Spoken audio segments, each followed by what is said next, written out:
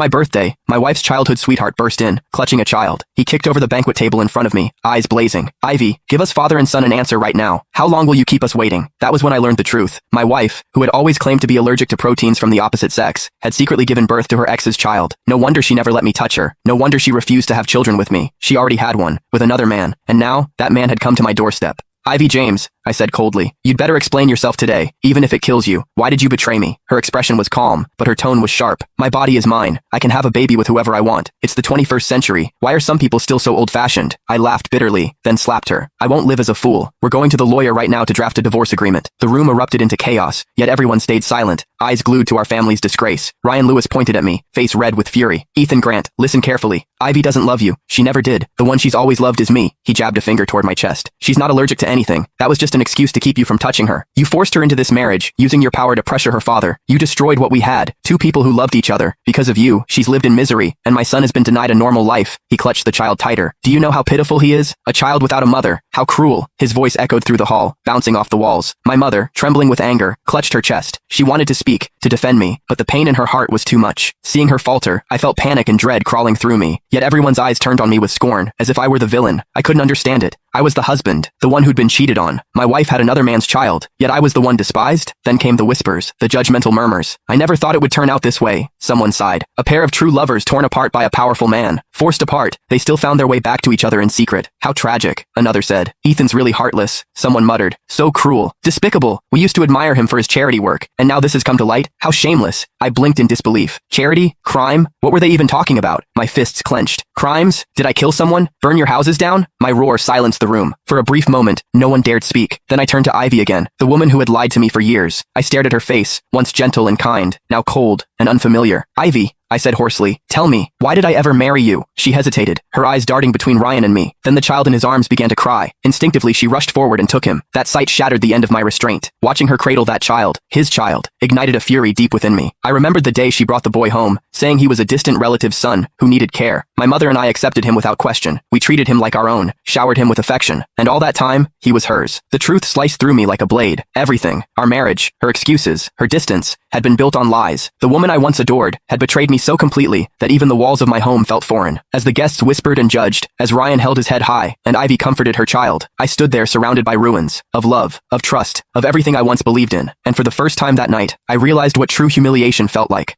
Now I'm being told that the child I cherished like my own was the illegitimate son of my wife and another man. The humiliation burned into my soul, a wound that would never heal. To save Ryan's pride and protect her bastard child, Ivy spoke with cold indifference. It was you who framed Ryan in front of my father, she said flatly. That's why he forced me to marry you.